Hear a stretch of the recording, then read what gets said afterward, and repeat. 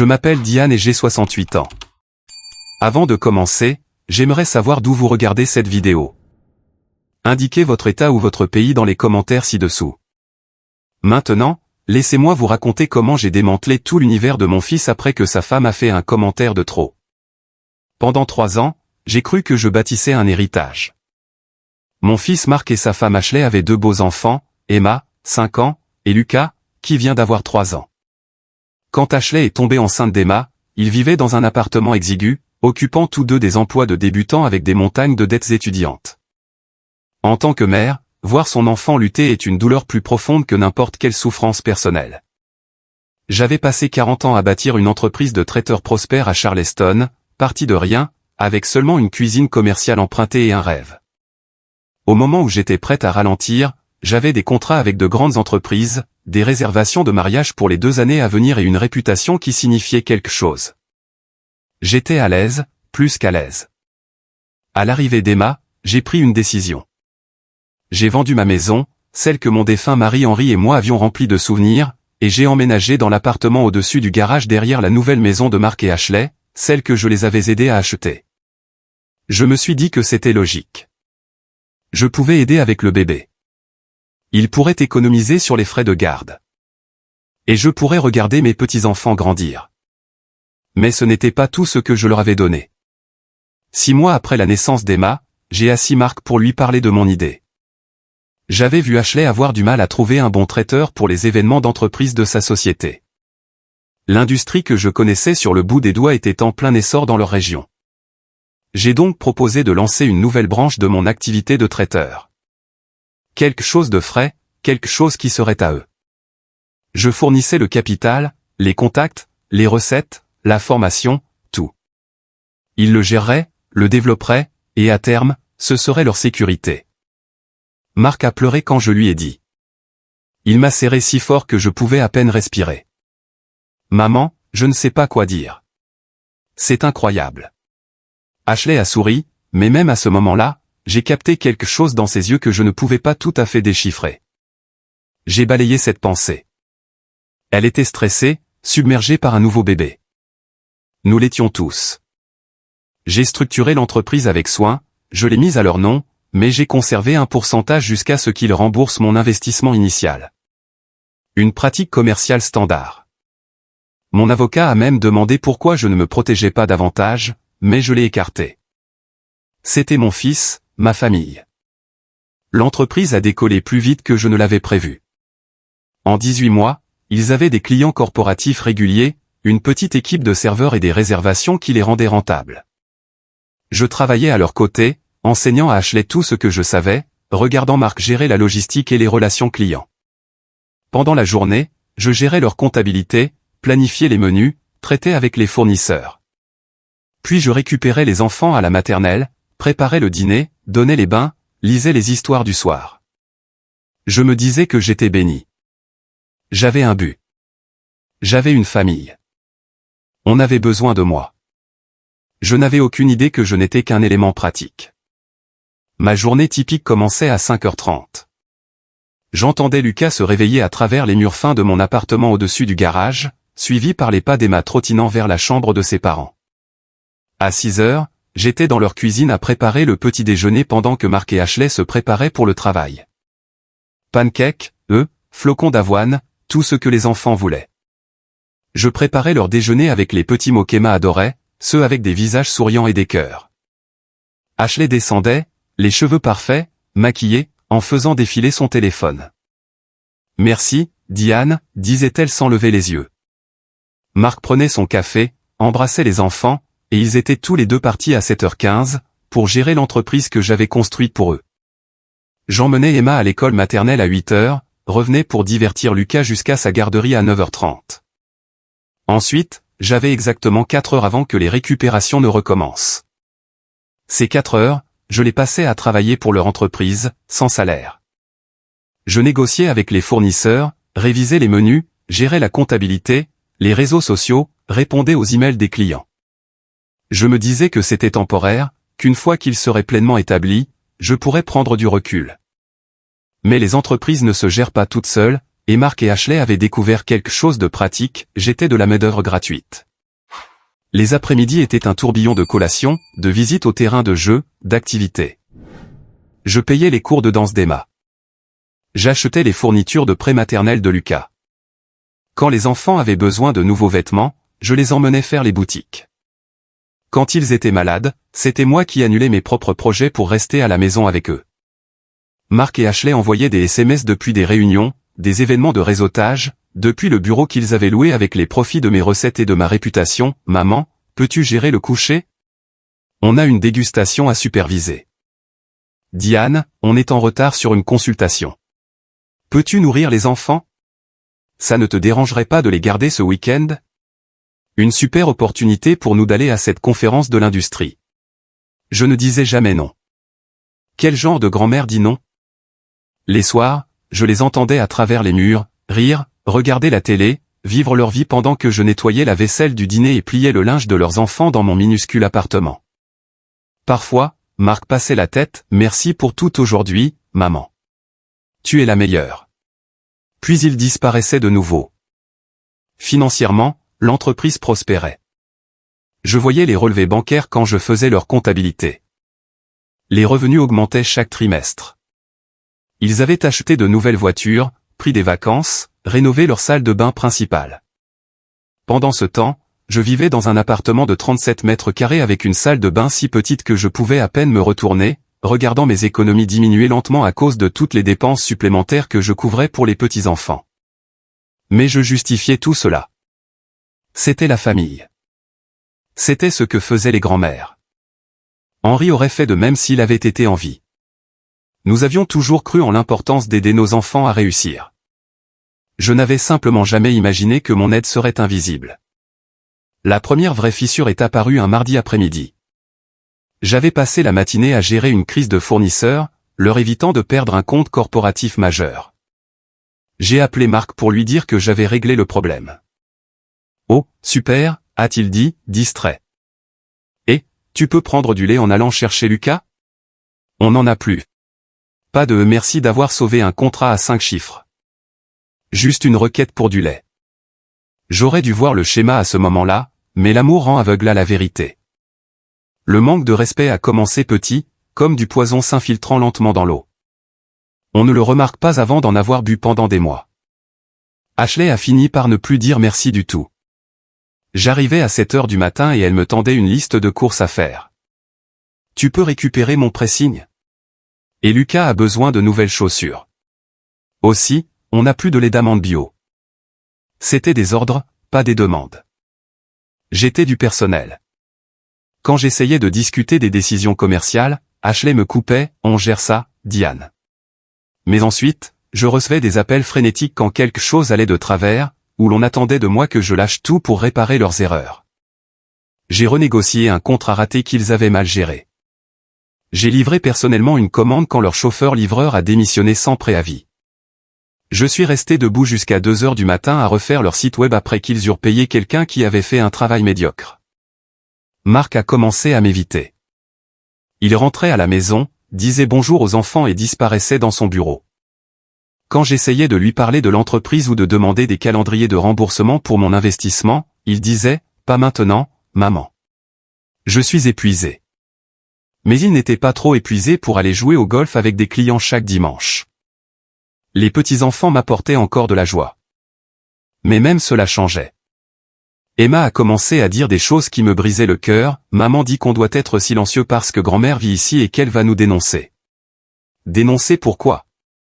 Être des enfants dans leur propre maison. Je ne m'étais jamais plainte du bruit. Je n'avais jamais rien fait d'autre que d'aimer ces bébés de tout mon être. Un soir, j'ai dû partir tôt pour un rendez-vous chez le médecin. Je l'avais mentionné 3 fois cette semaine-là.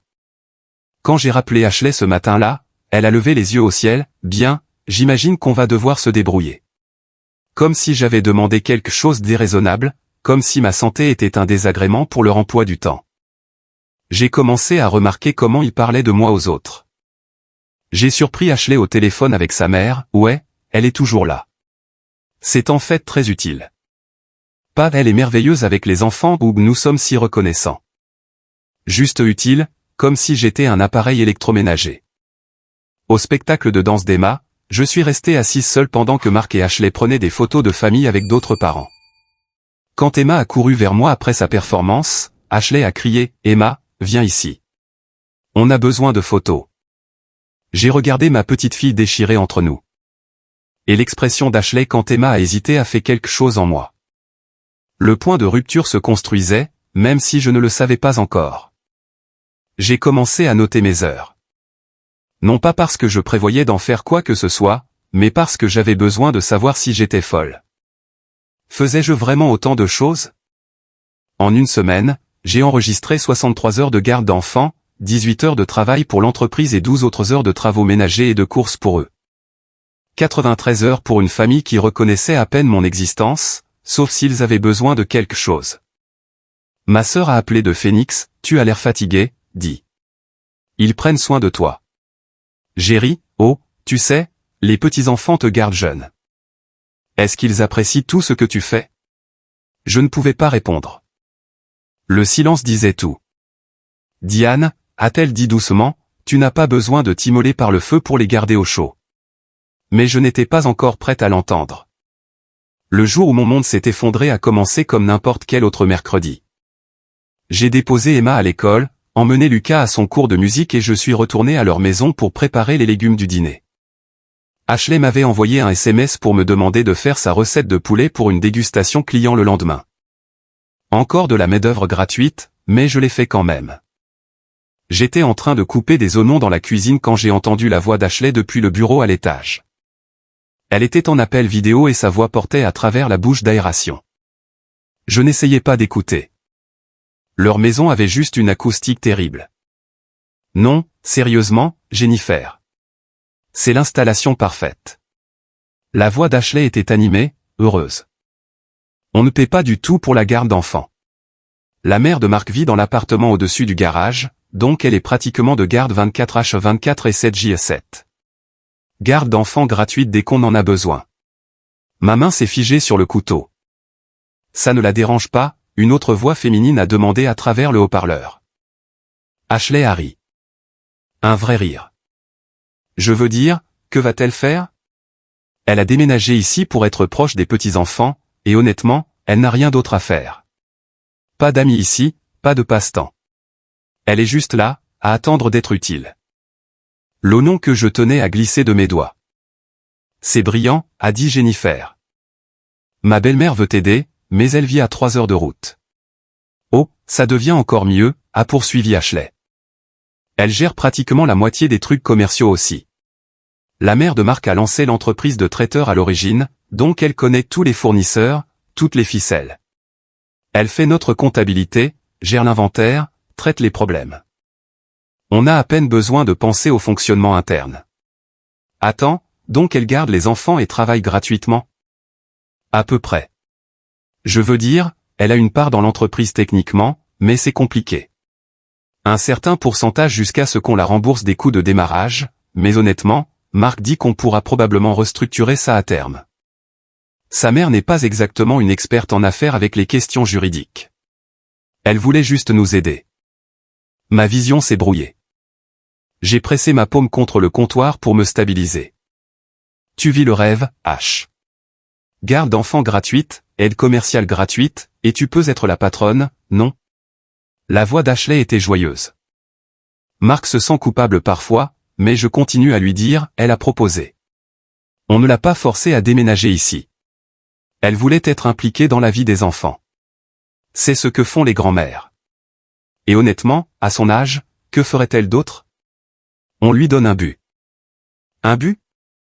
Comme si j'étais une œuvre de charité qu'ils accommodaient gentiment. Combien penses-tu économiser sur la garde d'enfants seuls? Oh, mon Dieu. Facilement 3000 par mois. Plus, elle achète constamment des trucs aux enfants. Vêtements, jouets, activités. On n'a pratiquement aucune dépense de garde d'enfants et des dépenses minimales pour les enfants. C'est fou. Tu n'es juste que de la garde d'enfants gratuite pour eux. Les mots résonnaient dans ma tête, mais Ashley ne les avait même pas dit aussi directement. Elle avait dit pire. Elle avait réduit mon amour, mon sacrifice, toute mon existence à un arrangement financier pratique. Et Mark, mon fils, mon bébé, se sentait coupable parfois, mais pas assez pour arrêter cela. Je suis sorti de cette cuisine et je suis allé directement à mon appartement. Je n'ai pas fini les légumes. Je n'ai pas attendu que Lucas se réveille de sa sieste. J'avais fini d'attendre, fini d'être utile, fini d'être invisible. Je me suis assise dans mon appartement exigu, fixant les murs que j'avais peints en jaune joyeux pour rendre l'espace moins suffocant. 3 ans de ma vie. 3 ans à croire que je construisais quelque chose de beau avec ma famille. Et tout ce que j'avais été, c'était une ressource gratuite à exploiter. La douleur était physique. Elle rayonnait de ma poitrine jusqu'au bout de mes doigts, les faisant trembler. J'avais renoncé à ma maison, à mon indépendance, à toute ma vie. Pourquoi? Pour être discuté comme une aide engagée qui ne savait pas qu'elle n'était pas payée. Lucas a commencé à pleurer à travers le moniteur que je gardais sur ma table de chevet. Ashley me l'avait donné pour que vous puissiez entendre s'ils ont besoin de quoi que ce soit. Traduction, pour que je puisse être de garde, même dans mon propre espace. J'ai regardé le flux vidéo montrant mon petit-fils debout dans son berceau, des larmes sur son petit visage, appelant « Gamma, Gamma ». Mon cœur s'est brisé dans 2 directions différentes. J'aimais ces enfants désespérément. Mais leurs parents avaient militarisé cet amour. J'ai éteint le moniteur. Ashley était à la maison. Elle pouvait gérer son propre enfant pour une fois. 30 secondes plus tard, mon téléphone a vibré. « Ashley, peux-tu t'occuper de Lucas? Il pleure. » J'ai fixé le message. Puis j'ai retourné mon téléphone et j'ai fait quelque chose que je n'avais jamais fait auparavant. Je l'ai ignoré. Le téléphone a sonné. Je l'ai laissé aller à la messagerie vocale. Il a sonné encore. Puis un SMS de Marc. « Maman, Ashley dit que tu ne réponds pas. Tout va bien? » Maintenant, il se souciait de savoir si j'allais bien. Maintenant que je ne remplissais plus mes fonctions. J'ai sorti mon ordinateur portable et ouvert le dossier contenant tous les documents commerciaux. J'avais été méticuleuse avec la tenue des dossiers. Chaque contrat, chaque accord, chaque email. Les documents originaux de formation de l'entreprise montraient clairement, je possédais 40% jusqu'au remboursement de mon investissement initial de $200 000, plus les intérêts convenus. Ils avaient remboursé exactement $0. Plus que cela, la licence commerciale, la formation de la LLC, même les comptes bancaires. J'avais aidé à tout mettre en place. Mais dans mon souci du détail, je m'étais assuré que certaines garanties existaient. Ils étaient à nos 2 noms. Le compte commercial principal exigeait 2 signatures pour les transactions majeures. Les contrats des fournisseurs portaient mon nom en tant que garant. Ils avaient été si impatients de tout officialiser pour rendre l'entreprise établie pour les prêts et les clients qu'ils avaient signé tout ce que je leur avais mis sous les yeux. Ils n'avaient jamais imaginé que j'aurais besoin de me protéger de ma propre famille. J'ai ouvert mon email et commencé un nouveau message à Robert Martinez, l'avocat d'affaires qui m'avait aidé à créer l'entreprise originale il y a des décennies. Robert, je dois discuter d'une affaire juridique urgemment concernant l'entreprise que j'ai créée pour mon fils. J'ai besoin de savoir quelles sont mes options pour mettre fin à mon implication complètement et récupérer mon investissement.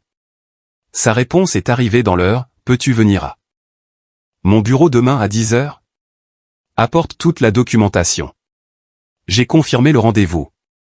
Puis j'ai ouvert un nouveau document et commencé à tout lister. Chaque heure de garde d'enfant estimée aux tarifs locaux, chaque tâche commerciale que j'avais accomplie évaluée aux frais de consultant, chaque dépense que j'avais couverte pour les enfants, pour la maison, pour leur confort. Les chiffres étaient stupéfiants. Même en étant conservatrice, il me devait plus de $400 000 en main-d'œuvre impayée seule. Mais je n'étais pas intéressé par la facturation de l'amour. Je voulais juste sortir, et je voulais ce qui m'appartenait légalement. Cette nuit-là, Marc a frappé à ma porte. Je n'ai pas répondu. Il a frappé encore, « Maman, on doit parler ». La voix de Marc portait à travers la porte, incertaine. Je l'ai ouverte, mais ne l'ai pas invité à entrer. Il avait l'air mal à l'aise, déplaçant son poids d'un pied sur l'autre. Ashley a dit, « Tu as ignoré ses messages aujourd'hui, et tu n'as pas surveillé Lucas pendant sa sieste. » Son ton était accusateur, comme si j'avais manqué un quart de travail à un emploi dont je ne me souvenais pas avoir postulé. J'avais quelque chose à régler. Mais tu n'as rien dit à personne. On n'a pas pu te trouver. Ashley était au milieu d'une conférence téléphonique. Ashley était à la maison. C'est sa mère. Elle l'a géré. Mark a cligné des yeux, surpris par mon ton. Je n'avais jamais résisté auparavant. D'accord, mais d'habitude tu. D'habitude. Je lâche tout pour rendre vos vies plus faciles. Je sais. J'ai gardé ma voix égale. J'ai une réunion demain matin. Je serai indisponible de 9 h à midi. Vous devrez organiser votre propre garde d'enfants. Attends, quoi? Maman, on a une énorme dégustation demain. On doit tous les deux y être. Alors je suggère que vous embauchiez une babysitter. Son visage est devenu rouge. On ne peut pas juste embaucher quelqu'un à la dernière minute, et c'est cher. Oui, ai-je dit doucement. La garde d'enfants est chère. Environ 3 000 par mois dans cette région, je crois.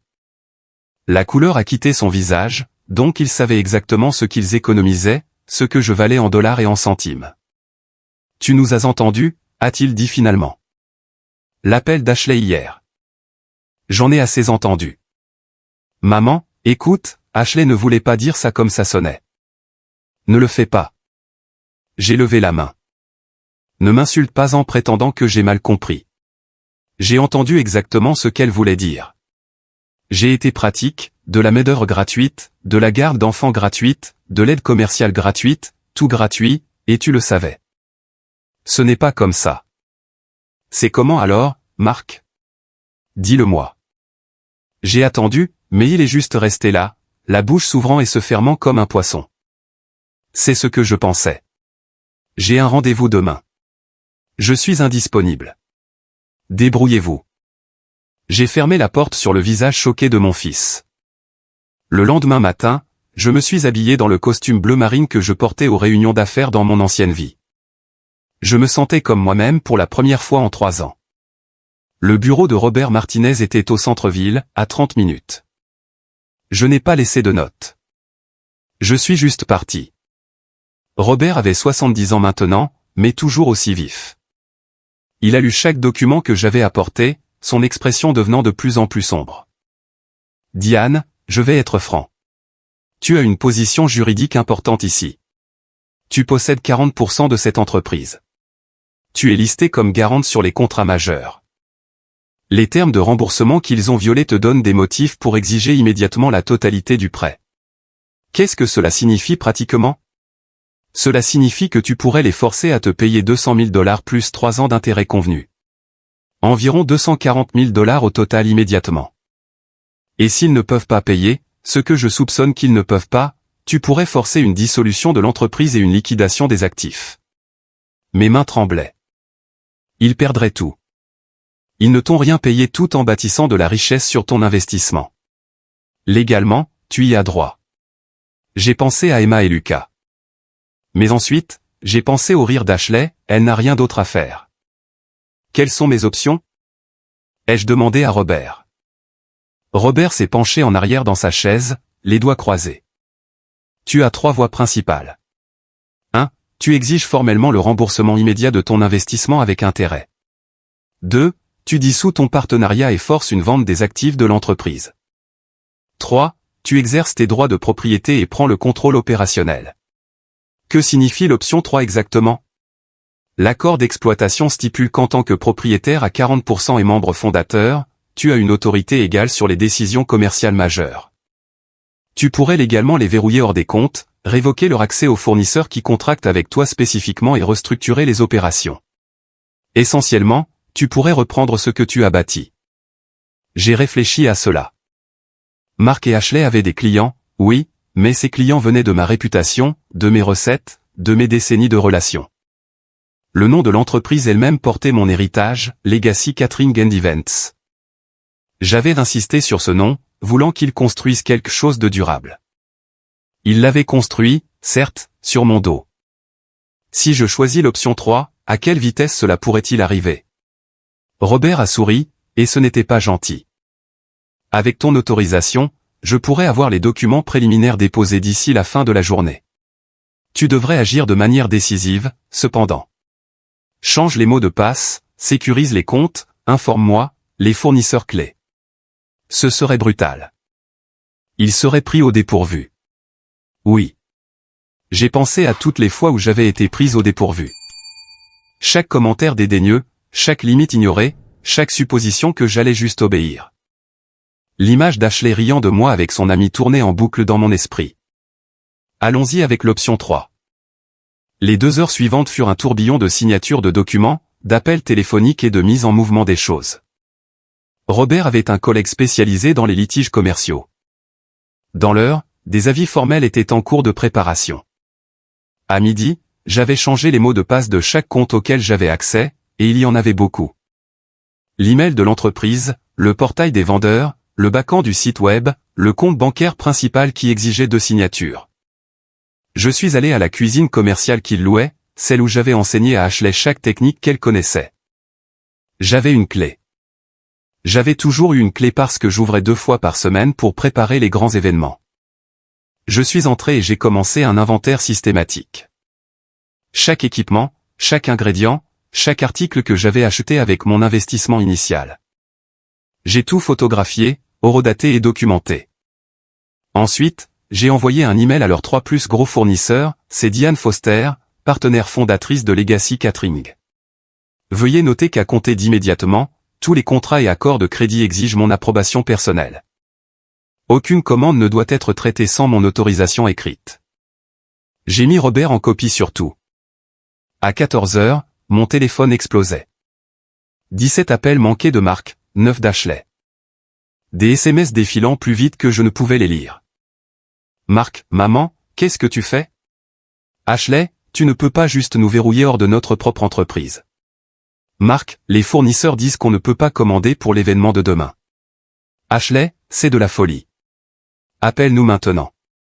Marc, maman, s'il te plaît. On peut parler de ça.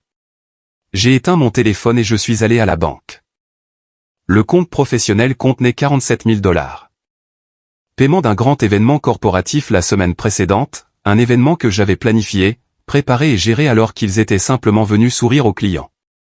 J'ai retiré mon montant autorisé, chaque centime auquel j'avais légalement droit en tant que partenaire opérationnel, couvrant les dépenses professionnelles. Marc et Ashley pouvaient trouver comment gérer une entreprise de traiteurs sans nourriture, sans fourniture et sans argent. J'ai passé cet après-midi dans une chambre d'hôtel au centre-ville. J'avais besoin d'espace, de distance par rapport à leur panique. Mon téléphone est resté éteint. Laissez-les plonger en spirale. Laissez-les sentir le sol disparaître sous leurs pieds comme j'avais senti le sol disparaître sous les miens. Mais je ne pouvais pas rester loin des petits-enfants pour toujours. À 17 heures, j'ai rallumé mon téléphone. 63 appels manqués, 42 SMS, 3 messages vocaux de Marc qui progressaient de la colère au désespoir vers quelque chose proche des larmes. Il y avait aussi un message de l'école d'Emma, Mademoiselle Foster, Emma n'a pas été récupérée à la sortie. Nous essayons de joindre ses parents depuis plus d'1 heure. Veuillez nous rappeler immédiatement. Mon cœur s'est arrêté. Ces enfants étaient innocents dans tout ça. J'ai rappelé l'école instantanément, c'est Diane Foster. J'arrive tout de suite. J'ai trouvé Emma assise dans le bureau avec une enseignante, essayant de ne pas pleurer, grand-mère, maman et papa m'ont oublié. Ils n'avaient pas oublié. Ils avaient été trop occupés à gérer l'implosion de leur entreprise pour se souvenir de leur propre fille. Je l'ai récupérée, je l'ai bouclée dans ma voiture et j'ai conduit jusqu'à leur maison. Lucas était chez un voisin. Ashley avait apparemment frappé aux portes pour mendier une garde d'enfants d'urgence ce matin-là. J'ai aussi récupéré Lucas. La voisine, une femme nommée Patricia, m'a lancé un regard entendu, « Tout va bien, Diane ?» Ça le sera. À l'intérieur de la maison de Marc et Ashley, c'était le chaos. Des papiers partout. Ashley sur son ordinateur portable tapant frénétiquement. Marc au téléphone criant presque sur quelqu'un. Ils se sont tous deux figés quand je suis entré avec les enfants. Où étais-tu? La voix d'Ashley était stridente. As-tu une idée de ce que tu as fait? Maman, tu m'as oublié à l'école, a dit Emma d'une petite voix. Le visage d'Ashley s'est crispé juste pour un instant avant de durcir à nouveau, va dans ta chambre, Emma. Grand-mère et moi devons parler. Non, ai-je dit fermement. Tu dois t'occuper de tes enfants. Je ne suis pas ici pour babysitter. Tu ne peux pas juste détruire notre entreprise. Marc tremblait. Maman, c'est de la folie. Quoi qu'Ashley ait dit, quoi que tu penses avoir entendu. J'ai entendu la vérité. Enfin, j'ai posé mon sac à main.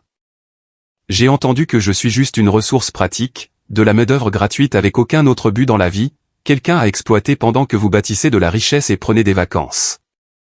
Ce n'est pas juste. Ce qui n'est pas juste, c'est que je vous ai donné 3 ans de ma vie et vous ne m'avez donné que du mépris. Sais-tu que vous me devez pour la garde d'enfants seul au tarif en vigueur? Environ 18 000 $. Ça ne compte pas le consulting commercial, la comptabilité, ou le fait que vous n'avez jamais remboursé un seul dollar de mon investissement de 200 000 $. Ashley a ri, mais c'était bordé d'hystérie, tu ne peux pas nous facturer pour être une grand-mère. Ce n'est pas comme ça que la famille fonctionne.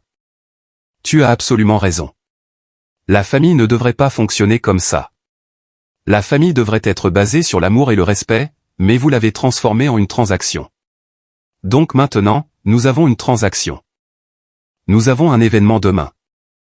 La voix de Marc a craqué. Un client corporatif, 50 personnes, ils ont payé un dépôt. On ne peut pas accéder à nos comptes. On ne peut pas commander de fournitures. On ne peut pas. Le silence était assourdissant. Que veux-tu? La voix d'Ashley était plate maintenant, vaincue. De l'argent? Bien, on te remboursera. Avec quel argent? J'ai les informations de votre compte bancaire, tu te souviens? Je fais vos livres.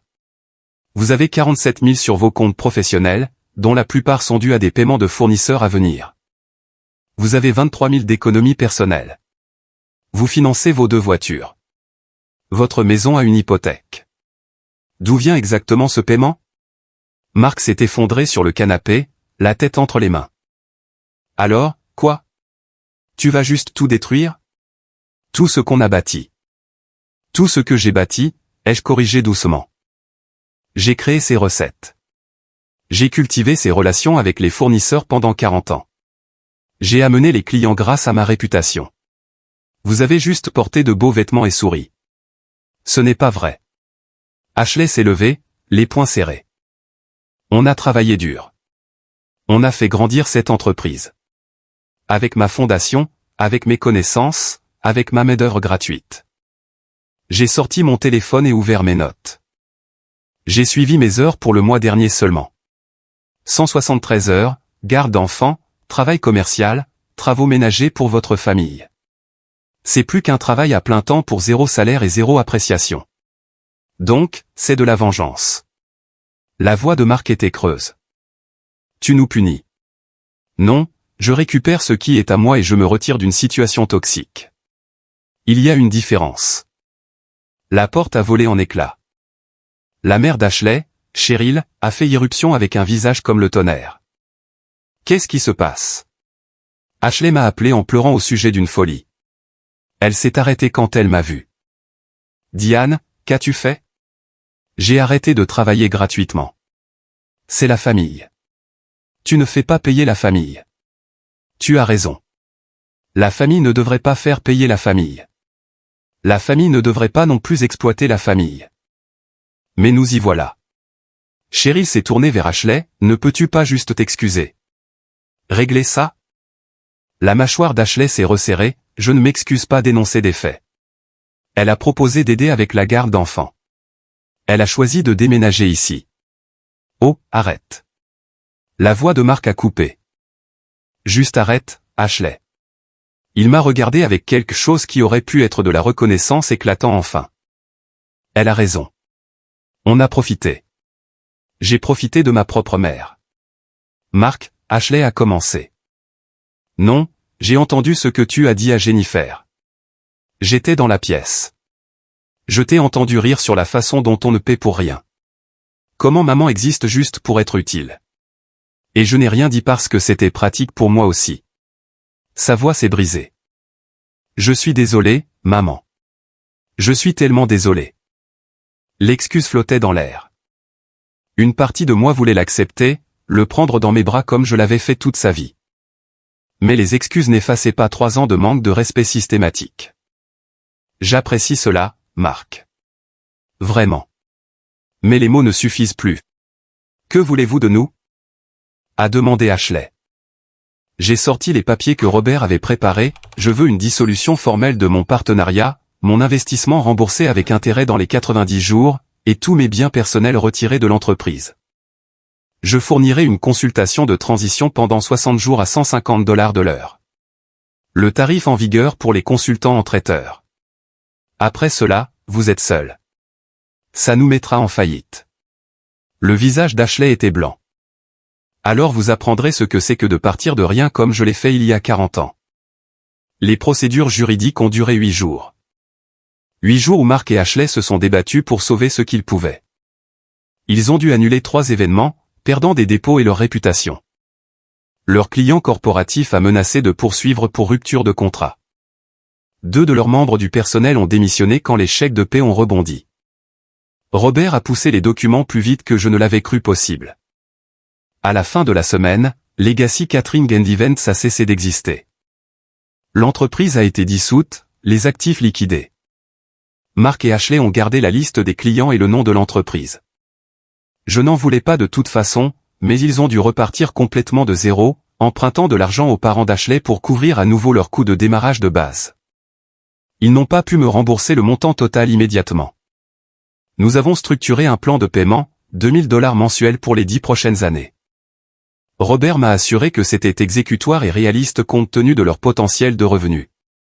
Ce n'était pas la valeur totale de ce qu'ils m'avaient pris, mais c'était une reconnaissance. Une reconnaissance légale et contraignante. J'ai déménagé dans un petit condo à Mount Pleasant, à 20 minutes, assez loin pour des limites, assez proche pour voir encore Emma et Lucas, parce que malgré tout, j'aimais ces enfants. Le premier mois a été difficile. Emma pleurait et demandait pourquoi grand-mère ne vivait plus avec eux. J'ai expliqué doucement que parfois les adultes ont besoin de leur propre espace, mais que je serai toujours sa grand-mère, que je l'aimerai toujours. Mark amenait les enfants en visite chaque dimanche. Il était différent maintenant, plus calme, plus réfléchi. Il s'était excusé 17 autres fois de diverses manières. J'ai accepté chacune d'elles, mais j'ai gardé mes limites fermes. Nous reconstruisions lentement, soigneusement. Ashley ne venait pas à ses visites. Nous avions eu une conversation finale où elle avait dit à travers des larmes, « Je n'ai jamais voulu te faire sentir utilisé. » Mais les intentions n'effacent pas l'impact. Nous étions civils maintenant, polis, rien de plus. L'entreprise qu'ils ont reconstruite était plus petite, plus débrouillarde. Ils faisaient la plupart du travail eux-mêmes maintenant, apprenant ce que l'effort réel signifiait. J'ai entendu par Mark qu'ils avaient dû vendre l'une de leurs voitures pour effectuer les paiements. Leur maison a été mise en vente. Ils réduisaient leur train de vie. Bien. Qu'ils comprennent ce que le sacrifice signifie. 6 mois après mon départ, ma sœur a visité de Phoenix. Nous étions assises sur le balcon de mon condo à regarder le coucher du soleil et elle a serré ma main, « Tu as l'air différente. » Plus légère. J'étais plus légère. J'avais recommencé à peindre, quelque chose que j'avais abandonné il y a des années. J'avais rejoint un club de lecture. Je m'étais fait des amis qui me connaissaient en tant que Diane, pas en tant que mère ou grand-mère de quelqu'un ou employée gratuite. J'existais à nouveau en tant que moi-même. Le chèque de Mark est arrivé comme une horloge chaque mois. $2000. Un rappel que ma valeur avait de la valeur, que mon temps signifiait quelque chose, que je n'étais pas juste une ressource à vider jusqu'à la lie. Je voyais Emma et Lucas régulièrement maintenant selon mes termes. Pendant des visites programmées où j'étais grand-mère, pas garde d'enfants non payés, je les emmenais manger une glace, au parc, à l'aquarium. Je les aimais férocement. Mais quand les visites se terminaient, je rentrais chez moi dans mon propre espace, ma propre vie, ma propre paix.